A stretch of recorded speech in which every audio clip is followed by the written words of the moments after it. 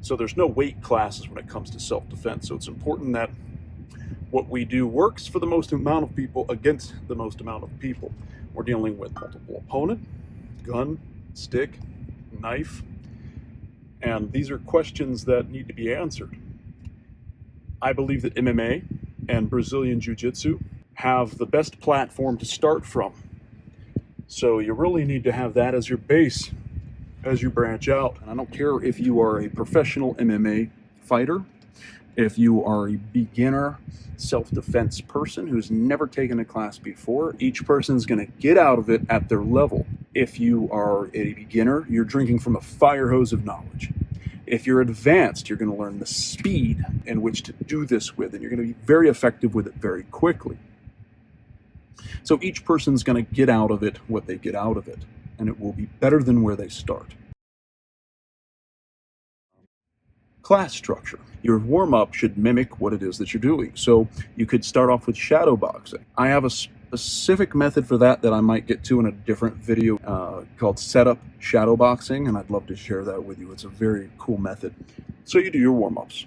You hit pads. Why? Because the basic skills that you need for MMA are basic boxing skills. Hitting and kicking pads. It's a fun way to do it. Or group games.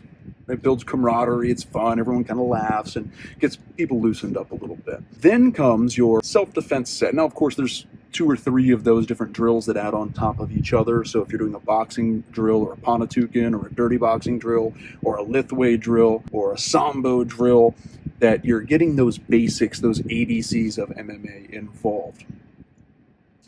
Now let's move on. Let's say we do your self-defense sets, also known as your SDS. So let's say we're learning how to escape a standing RNC choke or a bar arm choke. Let's just say that that's the technique of the day. We do it really fast. The fast is kind of a wow factor. It's fun. Everybody likes to watch the coach do it fast. And then you go slow. You explain what it is that you're doing. Well, you need to drill it, and you drill it in steps. Everyone does it in front of the mirror. The coach will demonstrate it.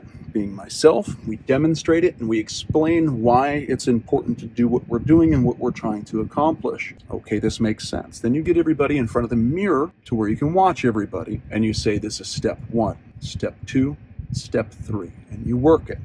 There's no misstep. Now you do step 1 and step 2, one after the other. Bam, bam. Then you do step 1, step 2, step 3. Bam, bam, bam. Cool. Maybe one of the partners isn't looking. But as soon as they tactically feel it applied, eyes open, they do what they need to do. They respond properly. Okay, now they're starting to build a skill set. Neat, that's nice, but how do we take this a step further to build it into a proper response and a proper, instead of a reaction, it's a proper response. Here's how you do that. The very last drill of the evening, on most evenings, is called a Shark Tank. Depending upon the size of your class, you can either break them off into groups of 5, 6 people, or you can have one large group. One person is in the middle.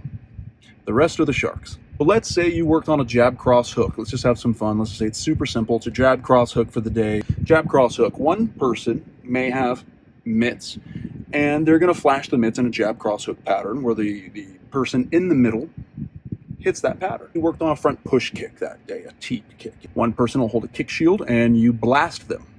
Controlled chaos, because everyone's moving around you and you're having to deal with multiple opponents. Your reticular activation system, your RAS system in your brain is having to go, what is the immediate threat? What is the danger? And you must react and respond. Here's where the magic happens. The technique of the day at some point will be applied. That means they're going to come up from behind you, or depending, is it a headlock? Is it a front guillotine? Is it what's the technique that you're trying to defend against? During that pressure of the drill, which is still under fun, right? It's a manufactured pressure, but under that duress, are you going to be able to launch into your technique and perform properly? It's a fun class. It's a great structure to the class. You're getting real technical proficiency as best as you can without actually having your life threatened. You can do it with gun, stick, knife, multiple opponent. Each technique is based off of real police reports, off of ways that humans will attack other humans. Under criteria, does it work for the most amount of people, against the most amount of people, meaning if you're a little person, does it work against someone 50 pounds your size?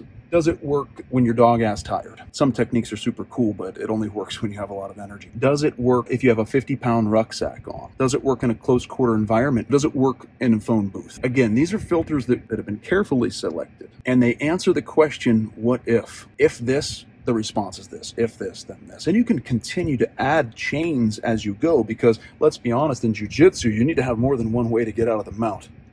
If someone's mounted on you, you need more than one way to escape.